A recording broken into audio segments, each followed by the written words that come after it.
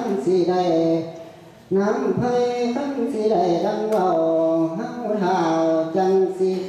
บ่เขียนตามอาจีนคนเฒ่าเฮาพระองค์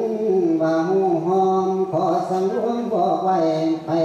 หน้าให้จืดจางสิขอน้ำคำเว้าเอาการเป็นประโย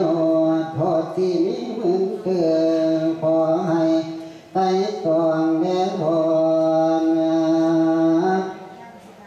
ขันว่าสองขาดสนอย่าได้ละวิเว้าเอาคนมาเว้าใส่ใจเฮาใส่ดังแก้วแนวเสือนอผู้ทนแนวของเฮามีไว้สิทันไปมือลานเถื่อก็ตามทนอย่าได้หายเหตุ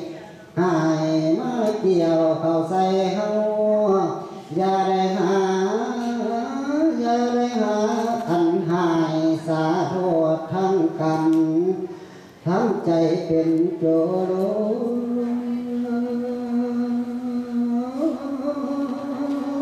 ขั้นหลอกลวงควงซ้ำจำพอกด3 ข้อสิขอนำพวกภัยเลยทั้ง3 สมเสือสิขอหัวเอววนพอเฮาจรลงสร้างสมพันธ์ทั้งศาสตร์พังหัวเขาหน่วยแก้วกุศลสร้างว่าสันโอนกุศลเฮาทำไว้หลายดีร้านศาสตร์ปรารถนาอยากได้ใจกว้างศาสตร์สิมามีปัญญาเป็นเขาสาพันยันสอบฟังหัวเขาเผาเสือคนเฮาว่าเอาอังให้ไปเดินเบื้องนานเมืองกำพะนิพพานอย่าได้มีใจห่วงห่างเฮาพระองค์ตนรู้ขังหักได้ดังเว้าเฮาเท้าจังสิเมื่ออันใดเรื่องรุดแล้วสาพาสิ่งพ้อยไทย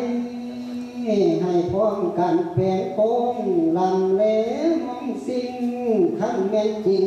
ดอกคือเว้าให้น้อมาขันดอก